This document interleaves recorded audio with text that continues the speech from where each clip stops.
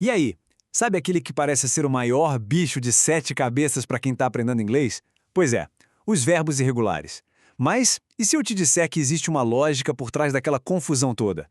Vamos mergulhar nisso hoje. Para muita gente, a resposta é um sonoro sim, né? Aquelas listas que não acabam mais. Parece que é só na base da decoreba. É uma frustração super comum, mas hoje a gente vai virar essa chave. Vamos começar pelo básico, só para a gente alinhar. Verbos regulares são uma maravilha, super previsíveis. Bota um ED no final e pronto. Simples. Já os irregulares, bom, eles parecem a casa da mãe Joana, cada um de um jeito. Mas será que é isso mesmo? A diferença parece gigante, mas o segredo está em achar os padrões escondidos. É exatamente aqui que o jogo vira. Aquele método tradicional de decorar, decorar e decorar, sinceramente, tem um jeito muito mais inteligente e que funciona de verdade, baseado em entender a estrutura por trás desses verbos. E é essa lógica que a gente vai explorar agora. Pode se preparar, porque a maneira de enxergar os verbos irregulares vai mudar completamente. Essa frase do professor Ed Costa resume tudo perfeitamente. Não é sobre decorar as cegas, mas sim sobre compreender o sistema. Porque quando a gente entende como uma coisa funciona, o aprendizado fica para sempre. Então, como é que se organiza essa bagunça toda? A solução é aquela máxima: dividir para conquistar. A gente vai organizar os verbos irregulares em 5 grupos principais. Cada um tem seu próprio padrão. Isso transforma uma lista assustadora em bloquinhos bem mais fáceis de lidar. Vamos começar com o grupo mais fácil, o famoso mamão com açúcar. Aqui olha que beleza, não tem mudança nenhuma. O verbo no infinitivo, no passado e no particípio é exatamente o mesmo. Dá uma olhada. Cut, cut, cut. Put, put, put. Let's, let's, let. É simples desse jeito. Só esse grupo aqui já dá uma bela limpada na lista de memorização. É um alívio e tanto, fala a verdade. Ok, bora para o segundo grupo. Aqui, o infinitivo muda, mas o passado e o particípio são idênticos. Isso já cria um padrão super útil para a gente. O mais interessante aqui nesse slide é prestar atenção no som. Keep vira kept, sleep vira slept, feel vira felt. Percebeu essa terminação em T que se repete? Agrupar esses verbos pelo som deixa tudo muito mais intuitivo. Tudo bem? Chegamos no grupo que geralmente assusta um pouco mais. Aqui, as 3 formas são diferentes. Sim, ele pede um pouco mais de prática, mas mesmo aqui, a gente pode usar umas associações para facilitar o trabalho. Vamos ouvir a mudança. Go, went, gone. See, saw, seen. Eat, ate, eaten.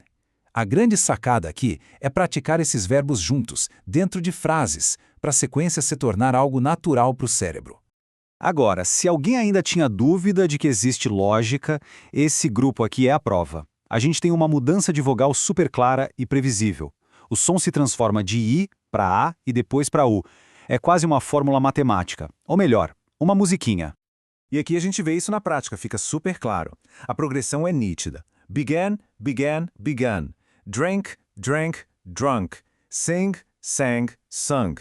Quando a gente saca esse padrão, um monte de verbos se encaixa como uma luva, sem precisar forçar a barra. E vamos para o nosso último grupo, que tem uma musicalidade toda própria. Ele é formado por verbos que terminam em "al" e seguem um padrão de som bem específico e até elegante. Olha só que interessante. Know, knew, known. Grow, grew, grown. Throw, threw, thrown. Quando a gente aprende esses verbos juntos, como se fossem da mesma família, esse padrão sonoro de "au", "iu", "aun" fica gravado na memória auditiva. Certo? Entender os grupos é o primeiro passo. Agora, vamos ver como usar esse conhecimento de um jeito ativo, para que ele se torne parte da comunicação natural em inglês. Vamos pegar um exemplo do grupo 5. No presente, I know. No passado, I knew. E usando o particípio, I have known. Ver o verbo em ação, em frases de verdade, conecta a forma com a função. É aí que a regra deixa de ser uma coisa abstrata e ganha vida, mostrando exatamente quando e como usar cada uma. Mais um exemplo, agora do grupo 4. They drink, they drank, they have drunk. Essa estrutura de 3 passos, presente, passado e particípio, cria uma conexão mental muito forte. Cada tempo verbal coloca a ação em um lugar diferente. O ponto principal é esse: entender a lógica por trás do uso, e não só decorar palavras soltas. E para fixar tudo isso de vez, algumas dicas práticas. Agrupar pelo som, como a gente viu. Criar frases curtinhas, usar imagens mentais, tipo se imaginar bebendo água ao praticar drink, drank, drunk. E o mais importante, revisar em pequenas doses. 5 verbos por dia. A consistência faz milagre. E com isso, a gente chega ao coração da nossa análise de hoje. A mensagem central que fica é que o objetivo é ir muito, mas muito além da simples memorização. Essa metáfora é sensacional. Os verbos irregulares não são um inimigo. Eles são, na verdade, a ferramenta que conecta o que a gente pensa com o que a gente fala, de um jeito fluido e natural, bem parecido com o falante nativo. Portanto, a grande lição de hoje é essa. Em vez de olhar para os verbos irregulares como uma lista caótica, enxergue como um sistema, com padrões e com lógica. Essa compreensão que leva a uma fluência que fica, que é de verdade.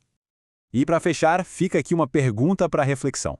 Depois de ver essa nova abordagem, qual desses 5 grupos parece que vai ser a chave para destravar o seu aprendizado e levar o inglês para outro nível?